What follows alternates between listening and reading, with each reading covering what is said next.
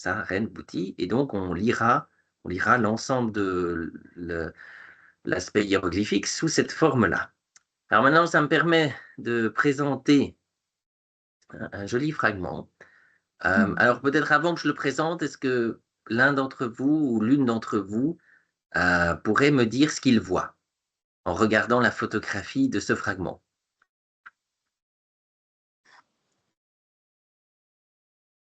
N'hésitez pas à intervenir parce que donc c'est le but. Qu'est-ce que vous voyez en regardant ce fragment? Qu'est-ce qu'on peut voir sur les signes et autres passages?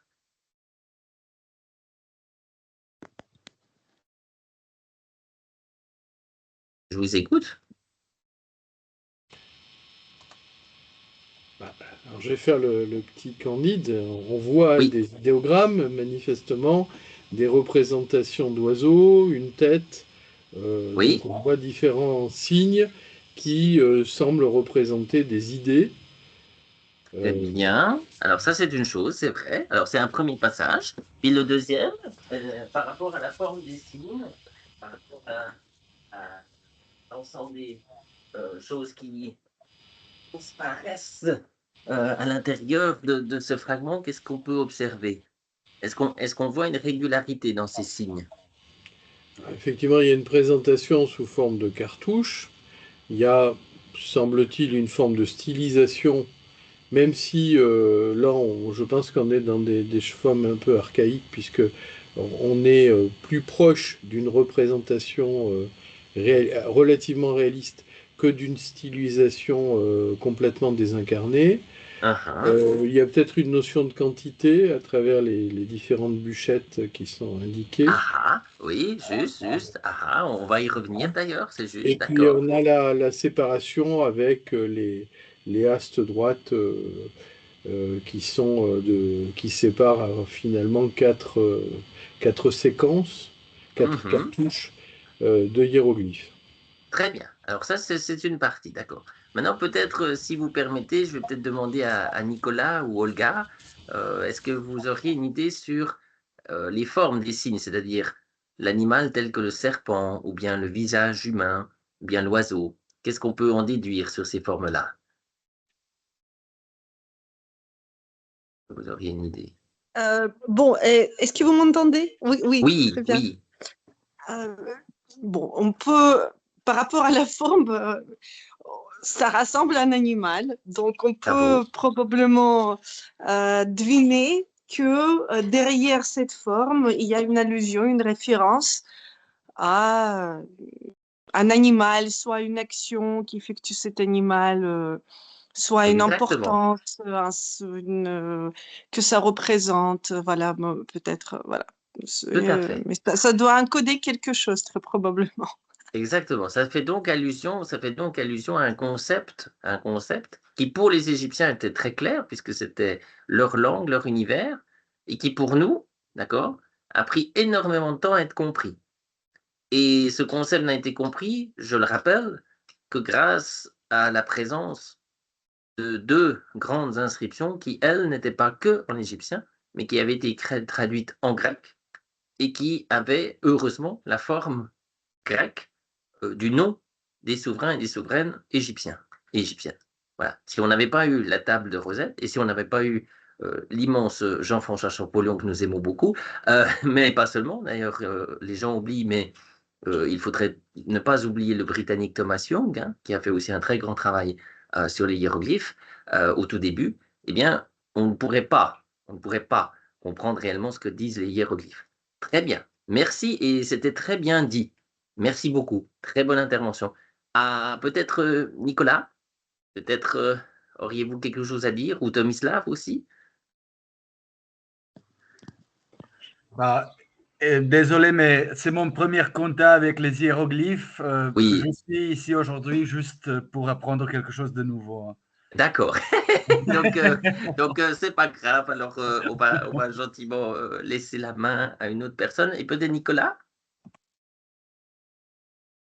que vous auriez quelque chose que vous pourriez dire? Oui, bonjour. Non, même chose pour moi. Et à vrai dire, je sais à peine me servir de Teams. Donc, je sais, tout est Alors une bravo, nouveauté. Je bravo. suis tout oui. Alors bon, mais c'est très gentil que vous soyez venu. Bon, alors on va prolonger maintenant un petit peu l'étude plus approfondie de ce passage. Alors ici, évidemment, quand on a étudié les hiéroglyphes depuis un certain temps, évidemment, on sait la valeur de tous ces signes, d'accord? Mais j'aimerais quand même jouer le jeu, parce que je trouve que c'est intéressant, jouer le jeu de la personne qui n'a pas eu l'occasion de se former en hiéroglyphes. En tout cas, pas autant qu'il le faudrait. Alors, comme on a bien dit, oui, les animaux, entre autres, donnent un certain signifié, mais ils donnent aussi un son. Alors, par exemple, l'oiseau que vous avez vu et que l'on voit à la première colonne de gauche et la troisième colonne, d'accord, en partant de la gauche, d'accord, eh bien, on sait que c'est le son OU.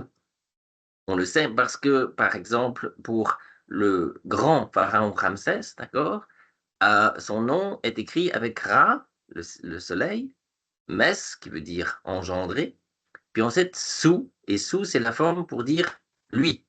Donc, Ramsès, malheureusement, la plupart des gens ne le savent pas, mais en fait, Ramsès veut dire que c'est le dieu Ra, le soleil, lui a donné naissance. Donc, voilà pourquoi toute la dynastie des grands Ramsès ont toujours considéré qu'ils étaient les plus grands, parce que c'était les pharaons qui avaient eu leur naissance du dieu soleil. Et le ou, le signe de l'oiseau ou que l'on trouve dans Ramessou, c'est lui qui a été une clé importante de hiéroglyphe pour Jean-François Champollion. Il n'y aurait pas eu cet oiseau, il n'aurait pas pu comprendre cette fonction-là. Bon, et donc, de là, on sait qu'on a le signe ou. Ensuite, juste à côté, à la première colonne à gauche, on a le signe de P. Et là, de nouveau, la grande pharaone Cléopâtre, n'est-ce pas? Eh bien, quand vous regardez sur la tablette de Rosette, on y reviendra, ce sera le sujet du prochain cours, c'est-à-dire des exemples lettre par lettre des hiéroglyphes et comment les interpréter. Mais si on prend la lettre P ici, on comprend donc qu'on a la combinaison POU.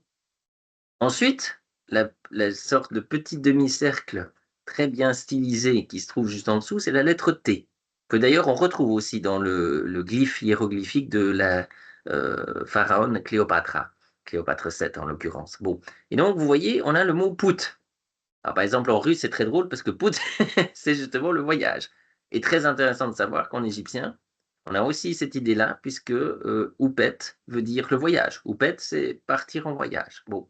Donc, intéressant comme aspect linguistique, enfin, à mon avis. Et puis, alors là, je rebondis gentiment sur ce que Eric a dit. Oui, les trois petits traits verticaux, c'est donc bien la marque du pluriel. Donc, autrement dit, on a deux mots qui utilisent le pluriel.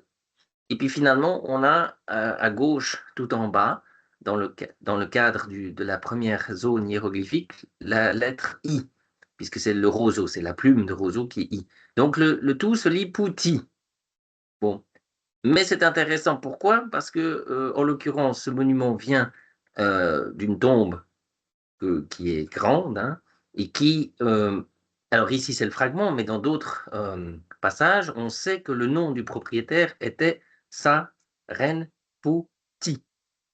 Autrement dit, on peut comprendre que le fragment nous parle de ce personnage, d'accord, et que les deux fois, il est mentionné avec, à mon avis, une jolie grâce, puisque celui de gauche, les signes sont très clairement calibrés, très bien équilibrés. À la troisième colonne, elle, est déjà plus stylisée, donc l'oiseau prend plus de place, mais le T, les trois parties du pluriel et le roseau s'associent entre elles pour donner une belle terminaison. Et puis si on n'était pas sûr, on voit que le fragment était un peu cassé malheureusement, mais on voit bien l'ombre, on voit l'ombre du P. Donc on peut très bien lire sur la troisième colonne depuis la gauche ou bien deuxième depuis la droite, on voit très bien qu'on a le pouti. Bon, maintenant, peut-être on va demander à Paul Agnès, puisqu'on en a parlé de cette question. Est-ce que vous avez une idée pour les premiers signes qui se trouvent à droite de ce fragment, quels sont ces signes? De quoi parle-t-il?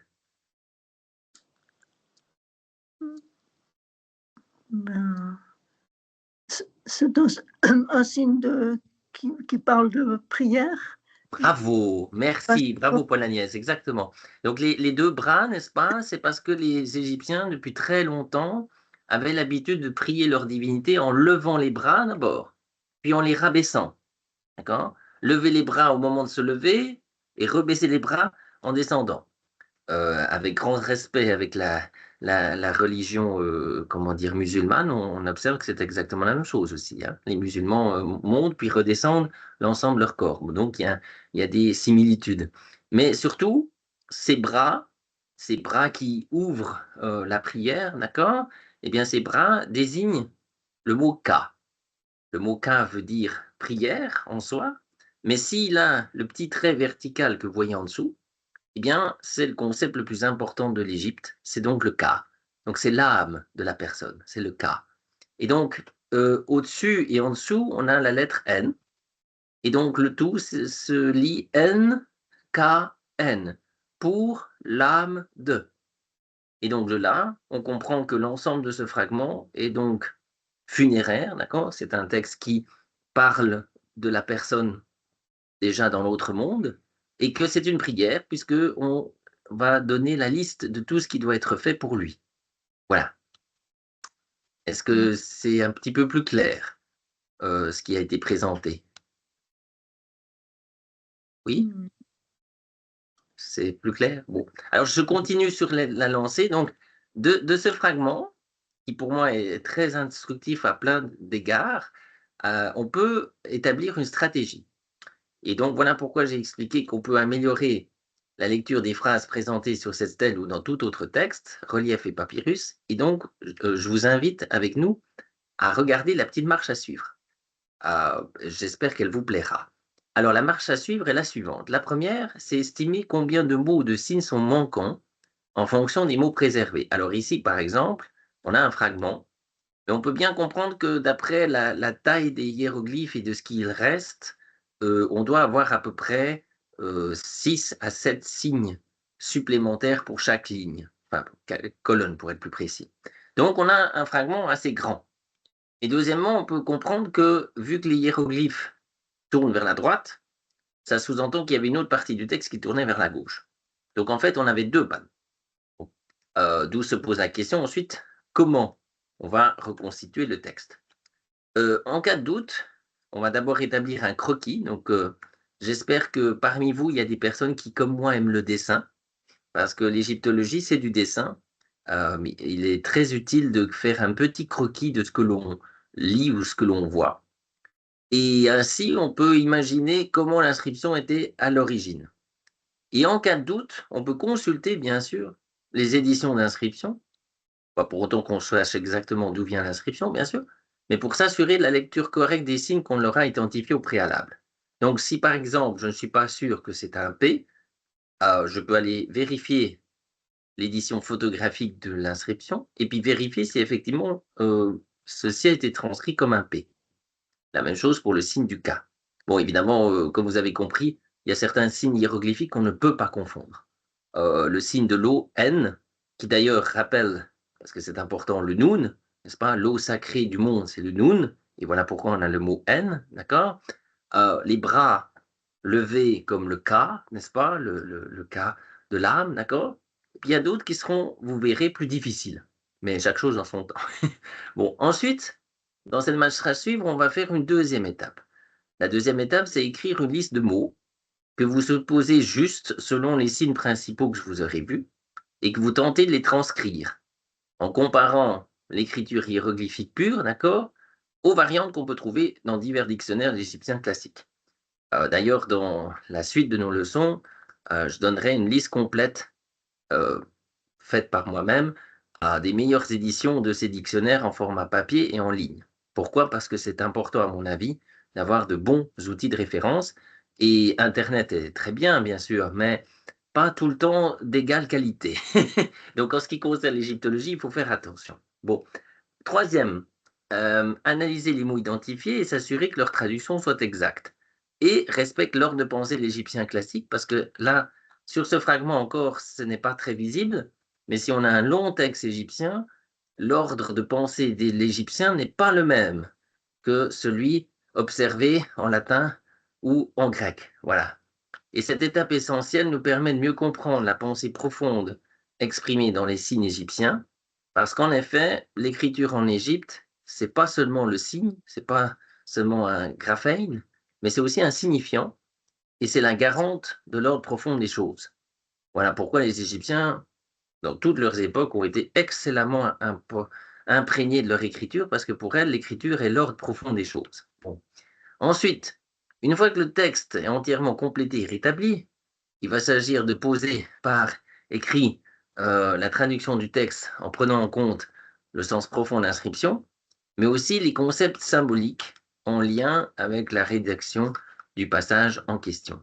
Parce qu'en effet, l'écriture égyptienne a toujours eu comme règle de vie d'utiliser les signes autant en tant que marque phonétique, mais comme symbole aussi universel de connaissance et d'appréhension de l'univers.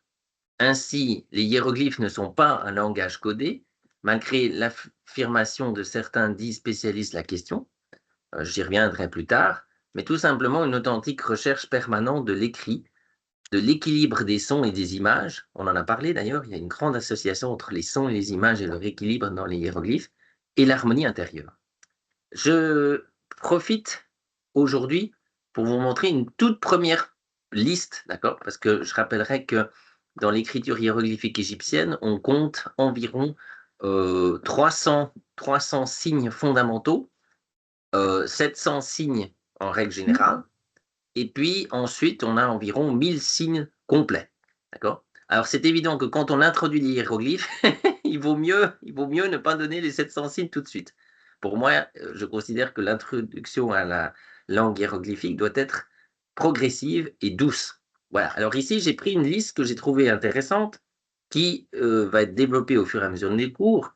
Et j'inviterai donc vous tous et toutes à consulter nos futurs ajouts parce que je mettrai en ligne et puis aussi par courrier des ajouts à ces listes. Et comme ça, vous pourrez améliorer vos connaissances glyphiques, c'est-à-dire comment vous reconnaîtrez les signes. Alors ici, on voit un bel exemple. Alors peut-être l'un ou l'une d'entre vous peut-il lire ce qui est écrit sur cette petite partie, peut-être?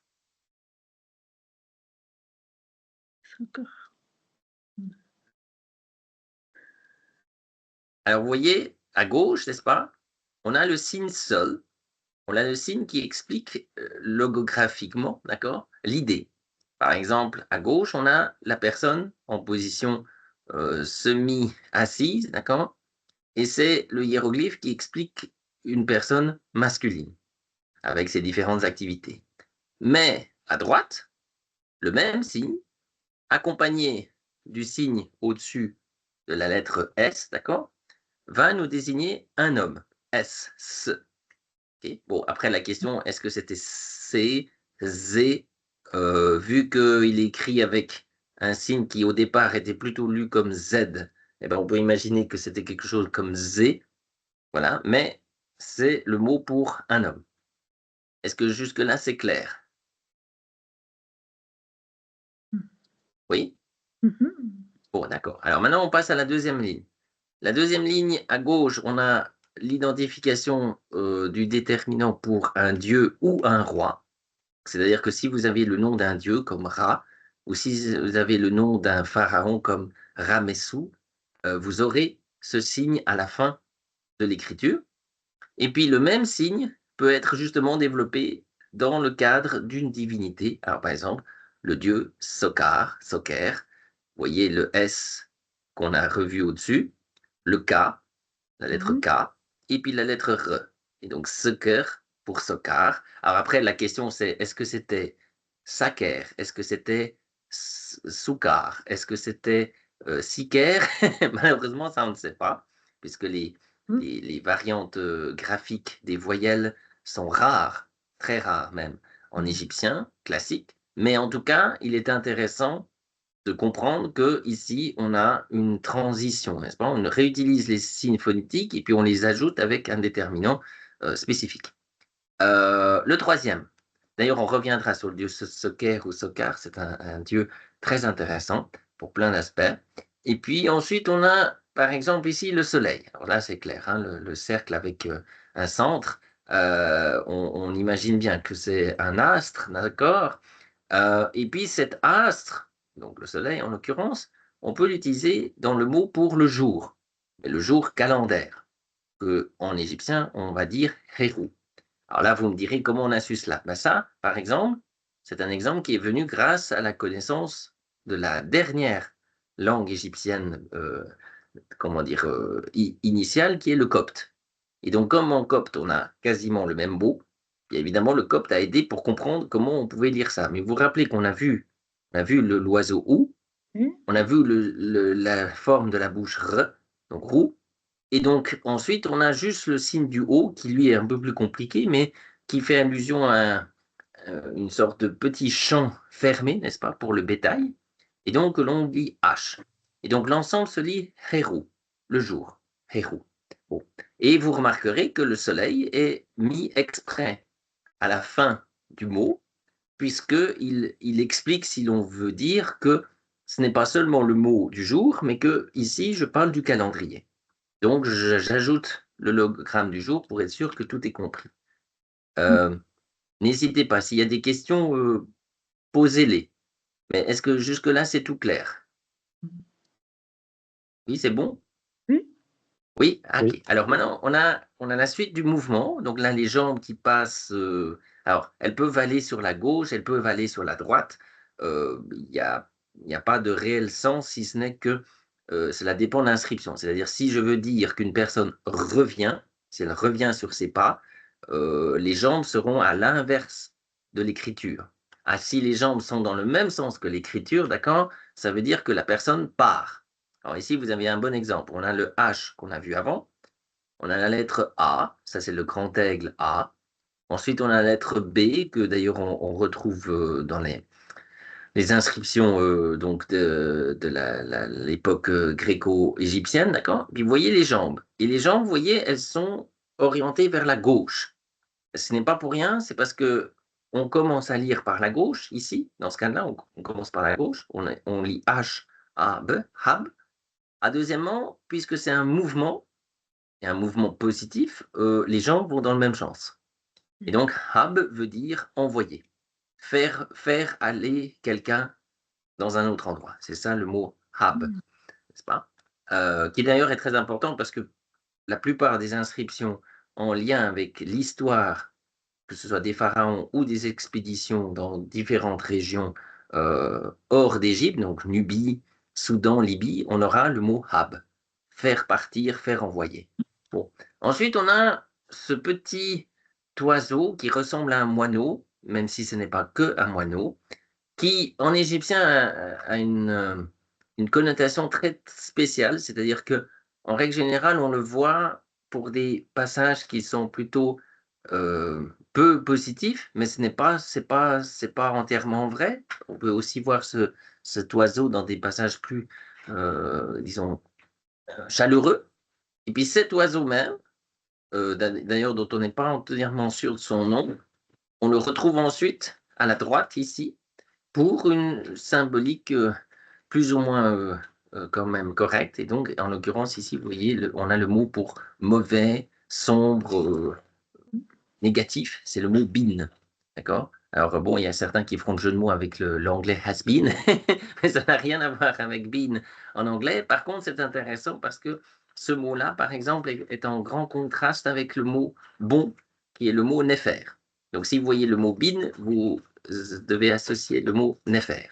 Et puis là, de nouveau, je pense que vous avez vu, on voit la jambe B, on voit le roseau I, on voit l'eau Nun, N, donc B-I-N, bin, et ensuite le reste. Voilà pourquoi, à mon avis, quand on s'intéresse aux hiéroglyphes, eh ben, on découvre plein de choses parce que chaque lettre permet d'associer un concept. Puis finalement, un signe qui, bon, malheureusement, n'est pas parfaitement bien sorti sur le Word, je le renverrai après en meilleur format, mais c'est le signe qui fait un petit cercle avec des lignes à l'intérieur. C'est donc le signe de la ville, du village.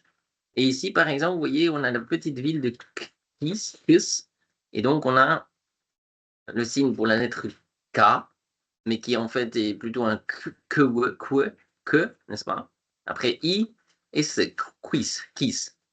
Et donc, c'est un lieu important dans l'histoire égyptienne. Et j'en profite pour vous recommander ce livre que je trouve très bien, qui est un livre rédigé par un très grand égyptologue que j'aime beaucoup, qui est Dr Marc Collier, et puis son collègue Bill Manley. Et donc, ils ont écrit comment lire les hiéroglyphes égyptiens point par point. Alors, j'en profite pour vous le montrer. Voilà à quoi ressemble le livre en question. Mais ce qui est intéressant, c'est l'intérieur. Donc, à l'intérieur, vous avez les représentations de différents signes. Et puis ensuite, vous avez un passage pour chaque fois d'une partie hiéroglyphique.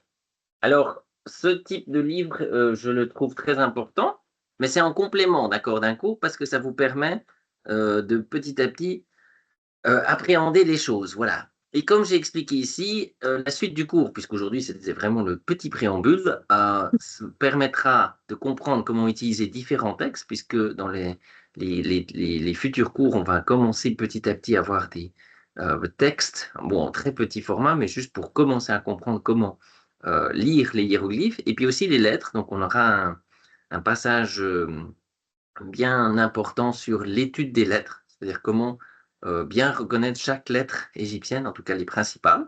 Et donc, pour celles et ceux qui seront intéressés, je serai heureux d'envoyer un petit texte à chaque participant et participante pour qu'on en discute à chaque fois au cours suivant.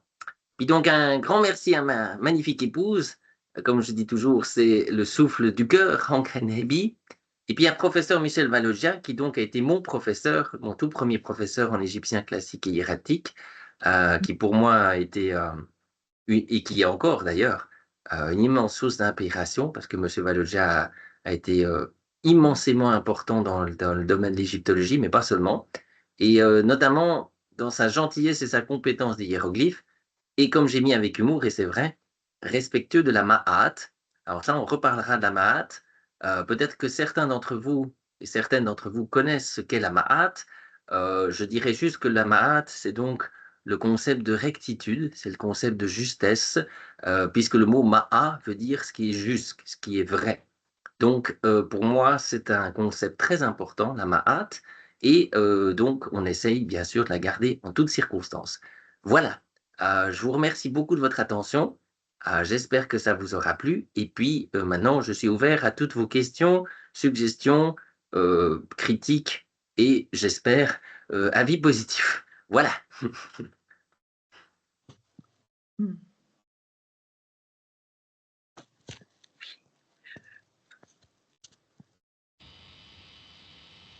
Est-ce que cette première entrée en matière vous a amené quelques éclairages? C'est peut-être c'est court, mais en même temps, l'idée, c'est que ça soit un peu digeste.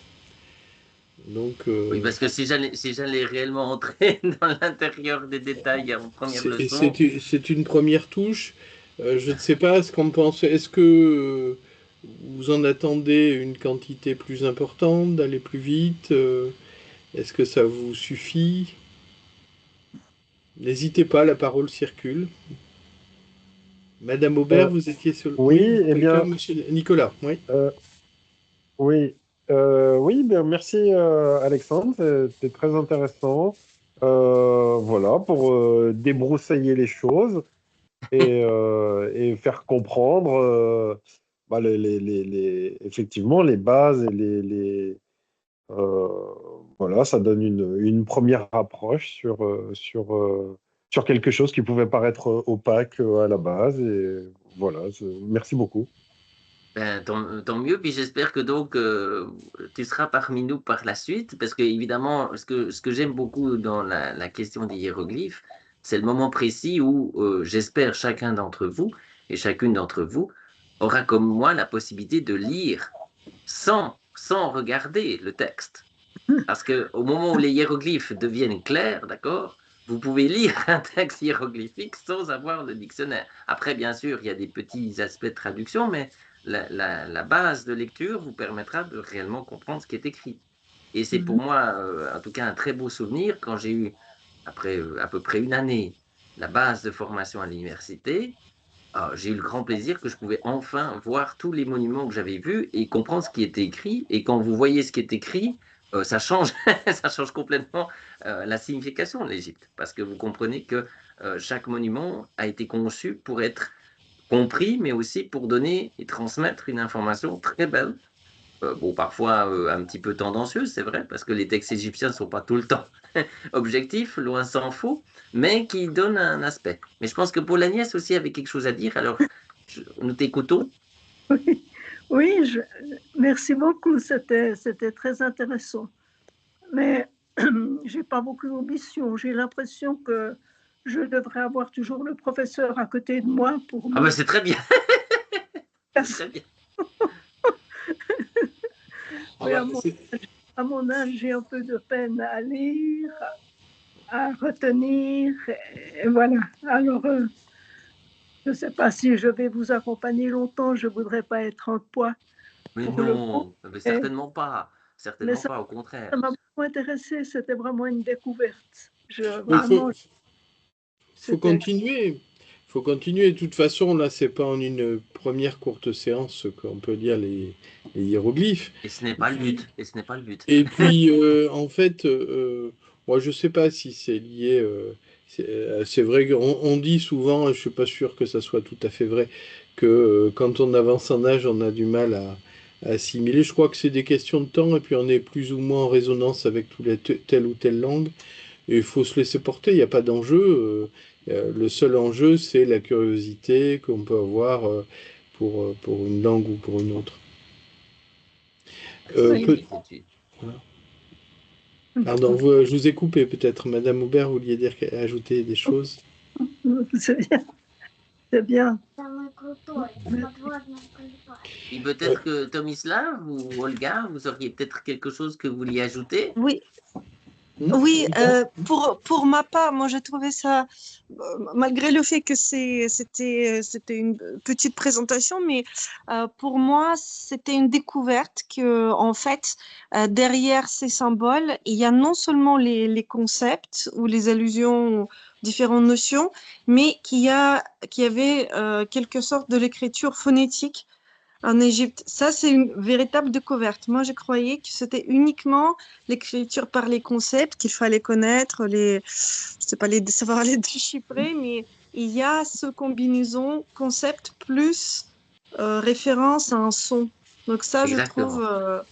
ça c'est très intéressant. Mais pour ma part, j'étais toujours intriguée par l'écriture égyptienne étant au musée, voilà, en voyant les photos. Je savais que pour les Égyptiens, toutes ces écritures, c'était une forme de prière perpétuelle qui devait rester à l'éternité et se rejouer tant que c'est inscrit. Ça veut dire qu'elle est lue, cette prière, et c'est d'autant plus quelque part j'ai la sensation forte de pouvoir toucher à ce texte sacré parce que Eh tout bien, est, j'en suis j'imagine content. tout ce qui est arrivé jusqu'à nous, ce sont les textes sacrés, ce sont pas des éléments anodins, Alors oui et non, et non? c'est ce qui fait, à mon avis, le charme de ce que j'aime faire dans ma profession, c'est qu'en fait,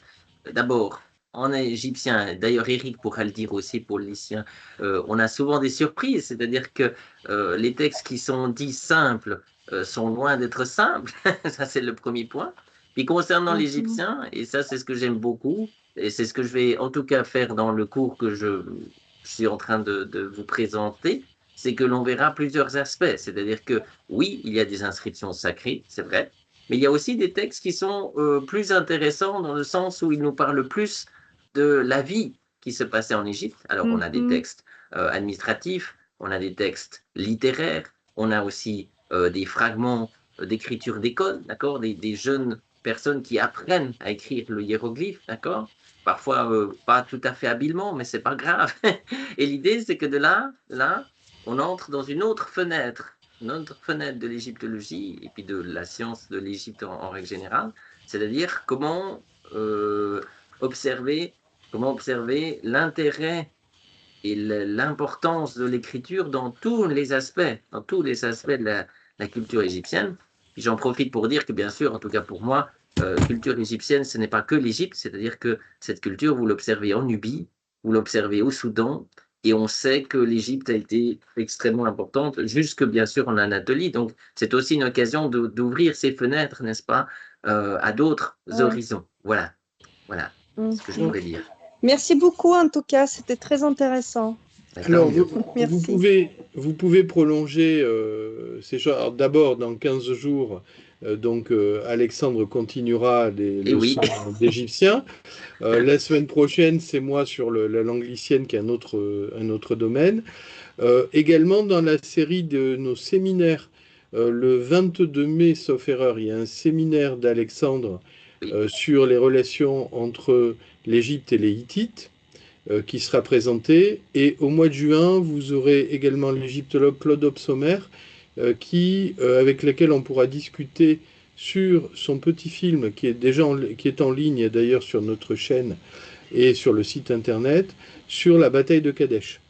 Donc ça fait déjà deux manières de prolonger les choses.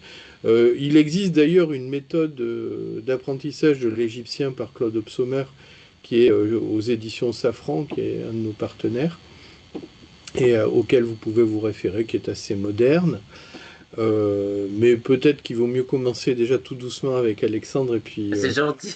avant de prendre, parce qu'il y a une masse quand même dans la méthode de Claude, et puis prendre une méthode tout seul, c'est jamais évident. Je vous ai mis dans la discussion l'adresse de notre site internet, societasanatolica.org.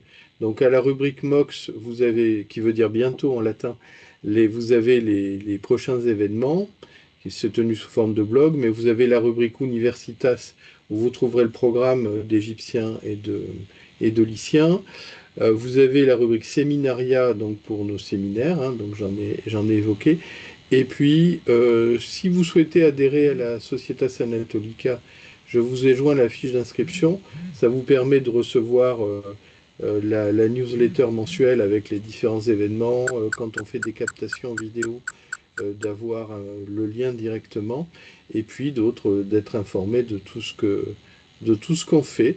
Mais vous n'êtes pas obligé d'adhérer, encore une fois, vous pouvez venir, on est ravis d'avoir les événements. Si vous souhaitez, par exemple, recevoir la newsletter et sans adhérer forcément, vous me le signalez, je vous inscrirai sur la base de données pour recevoir les informations.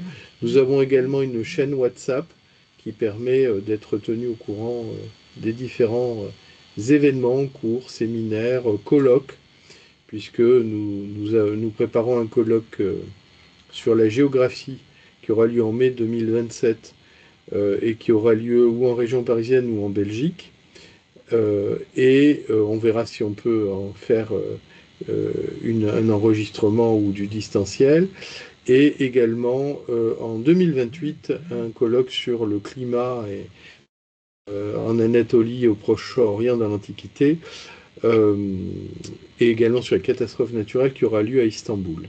Voilà un peu les événements de l'association. Donc n'hésitez pas à nous retrouver sur notre site, sur les médias sociaux, à nous écrire. Et puis nous, on vous donne très gentiment, avec beaucoup de plaisir, tout ce qu'on peut faire et qui sont susceptibles de vous intéresser. Voilà. Moi, je profite juste pour dire que j'ai été très touché. J'étais très touché du public que j'ai aujourd'hui. Et puis, je salue le fait que ce public est international, n'est-ce pas? Puisque Madame Aubert vient de Suisse, Nicolas et Olga viennent de Russie, Somiyagawa du Japon, Tomislav Weble de Croatie.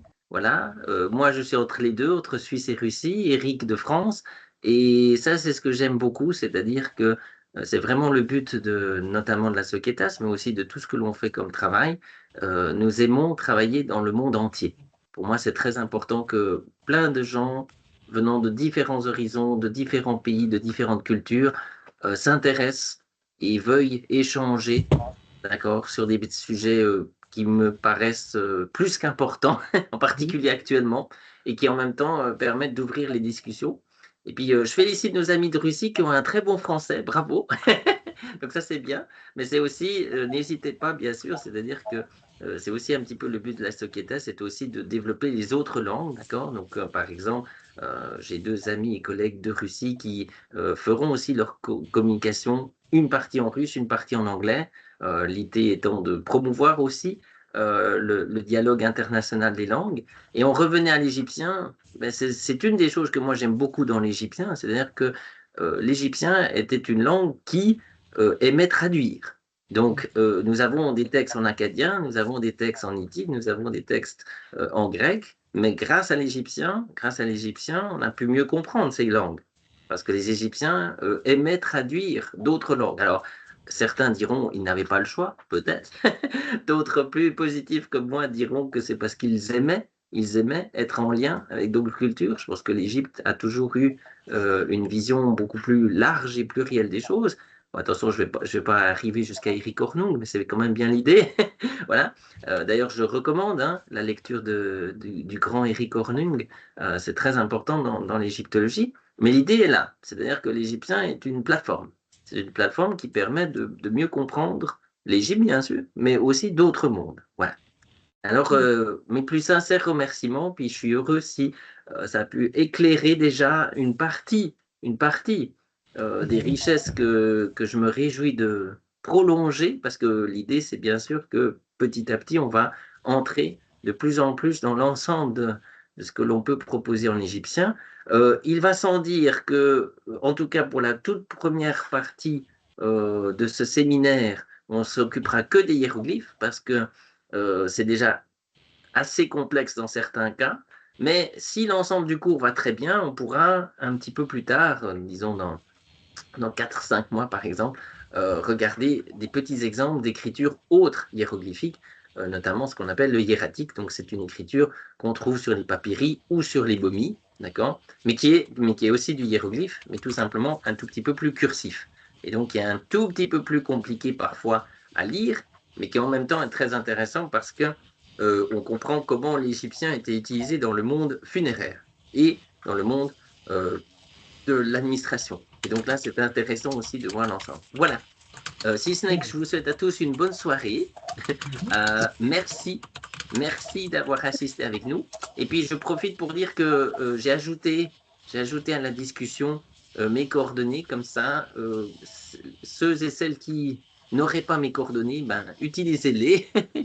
Et n'hésitez pas à écrire, ne serait-ce que juste pour aussi poser des questions ou donner des suggestions pour les futurs thèmes, n'est-ce pas? C'est avec plaisir que je les lis et puis que je les introduirai au cours de nos interventions. Voilà. Et puis, Alexandre, merci à vous. C'était très, très intéressant et j'espère participer au cours de l'avenir. eh ben, alors, c'est très gentil. En tout cas, vous êtes déjà le bienvenu. Et puis, les cours, pour l'instant, comme vous avez compris, ils ont lieu les lundis pour l'instant. Parce que bon, c'est une zone qui est à peu près flexible dans notre cas. Et puis, comme l'a dit Eric, pour l'instant, on a fait tous les 15 jours, parce qu'évidemment, vu qu'on introduit lycéen égyptien, il faut bien trouver un équilibre. Voilà. Mais je pense que tous les 15 jours, c'est très bien. Alors, je vous attends tous et toutes dans 15 jours. Voilà. Mais en attendant, n'hésitez pas, comme on l'a dit, laissez-nous vos idées ou vos questions, n'est-ce pas? Vous disiez bien, Olga, et c'est très juste, que quand on a l'occasion de voir réellement les objets égyptiens, on comprend aussi la force de l'écriture là derrière. Et ben, c'est ce que j'ai essayé un petit peu de vous montrer aujourd'hui. C'est qu'il n'y a pas seulement une belle vision comment dire, graphique, mais il y a aussi beaucoup de symbolique intéressante là derrière. Et donc, le fait d'entrer dans ces hiéroglyphes, ça permettra aussi, à mon avis, que vous voyez mieux et de manière plus intéressante ce qu'est l'Égypte, parce que vous aurez compris. Et pour moi, c'est une évidence, même si parfois je suis un peu triste parce que certains de mes collègues n'ont pas du tout cette vision-là, mais c'est pas grave. C'est-à-dire que l'Égypte est plurielle. L'Égypte n'est pas unique. L'Égypte a toujours eu plusieurs visions des choses, que ce soit sur l'écriture, que ce soit sur la religion, que ce soit sur l'univers. L'Égypte a toujours été dans un dialogue, elle a toujours été dans une façon intéressante de créer une relation entre le sacré et la vie. Et donc, la vie de tous les jours égyptienne, elle est aussi très profondément liée à cela. Voilà, je ne peux pas mieux terminer, si ce n'est que je vous souhaite à tous et à toutes une très bonne soirée. Merci encore d'être venus. Merci aussi à notre collègue du Japon, arigato gozaimasu, Miyagawa Sensei. Et puis, d'ailleurs, je profite pour dire que notre collègue du Japon, eh bien, il est lui aussi en lien avec l'égyptologie, puisque lui est expert de copte et de coptologie. Donc, c'est le domaine qui est très proche de chez nous. Ce sont nos meilleurs amis, on va dire ça comme ça, mais pas seulement. Et j'espère que d'ailleurs, M. Miyagawa aura l'occasion de présenter aussi ses travaux à la Soketas, parce que je pense qu'il y a des choses intéressantes qu'on pourra faire. Voilà. En tout cas, nous serons honorés si le professeur Miyagawa veut présenter ou animer un cours ou un séminaire, et ce sera très volontiers que nous l'accueillerons. Ah, d'accord, merci, merci beaucoup. On sera véritablement très honorés si vous acceptez, même peut-être vous n'avez pas suffisamment le temps d'animer un séminaire régulier, mais dans la série des séminariats, justement, peut-être présenter une introduction. Tout est ouvert et c'est selon votre choix et vos disponibilités. J'ai entendu, merci beaucoup. Merci à vous. Voilà. Alors, je ne peux pas mieux finir si ce n'est que, en tout cas, merci à vous tous. Et puis, je me réjouis de vous voir toutes et tous bientôt. Et puis, j'espère vous retrouver la semaine prochaine pour le début du lycéen. Alors, en tout cas, Eric le sait, Alexandre sera là, puisque le lycéen m'intéresse, ça c'est sûr. Voilà. Mais d'ailleurs, oui, vu que nous parlons du lycéen, j'aimerais dire à vous tous et vous toutes qui êtes là que le lycéen est aussi excellemment intéressant. La seule différence, c'est que l'Égypte, évidemment, on en parle plus, et ça, c'est un petit peu dommage, ça c'est vrai. C'est-à-dire que on constate que certaines civilisations ou cultures sont moins présentées dans les médias que d'autres. Alors ça, je trouve dommage. Ça, personnellement, je trouve que ce n'est pas juste. Voilà. Par contre, quand Eric a dit que le lycéen n'avait que 200 textes, oui, de facto, c'est juste, mais il faut peut-être imaginer qu'en fait, il y en avait bien plus. Tout simplement, malheureusement, les invasions et les autres éléments successifs de l'histoire lycéenne et post-lycéenne ont fait que malheureusement, beaucoup d'inscriptions ont été soit réutilisées, soit perdues. Voilà. Ce qui fait que, par exemple, en tout cas, à mon point de vue, je considère qu'il y a eu une littérature lycéenne. La seule différence, c'est que malheureusement, elle n'a peut-être pas laissé la même trace que celle dite égyptienne. Mais ça n'empêche que vous aurez aussi du plaisir, à mon avis, à pouvoir découvrir le lycéen. Et puis, en tout cas, moi, je me réjouis de le faire parce que, bon, dans mon cas, c'est plutôt dans un aspect de linguistique, puisque je m'occupe d'Anatolie. Mais pour d'autres personnes, ça fera une belle découverte sur l'Anatolie. Et en particulier... on prolongera d'ailleurs, comme on l'a décidé récemment avec Alexandre, un peu les choses, puisque la semaine dernière, Alexandre a fait une séance inaugurale. Des questions ont été posées sur qu'est-ce que la Lycie, par exemple. Oui. Et donc, on s'est dit que cet été, comme il n'y avait pas au planning de séminaire, qu'on allait en créer 2. Et Alexandre, au mois de juillet, présentera la Carie, qui est la région voisine, et l'Égypte, lesquels ont des liens d'ailleurs importants, puisque les premières inscriptions cariennes, on fera peut-être un séminaire un jour de carien, ont été découvertes en Égypte. Et moi-même, au mois d'août, je présenterai la Lycie, du moins les aspects géographiques, vraiment de la civilisation, puisque dans ces formats, certes d'1h30 et de dialogue, l'idée quand même de focaliser surtout sur les aspects linguistiques ou d'écriture. Et puis, de nouveau, on aura fini là-dessus, c'est la perspective large, géographique, historique. Voilà. Tout à fait. Bien, il ne reste plus peut-être qu'à vous libérer. Merci de nous avoir suivis jusqu'au bout. Et puis nous Merci beaucoup pour la conférence. Merci, bonne soirée. Merci à vous. Merci Alexandre, et puis merci à vous. Bonne soirée. Et puis donc à très bientôt. À très bientôt. À bientôt. Portez-vous bien. Merci beaucoup. Au revoir. À bientôt.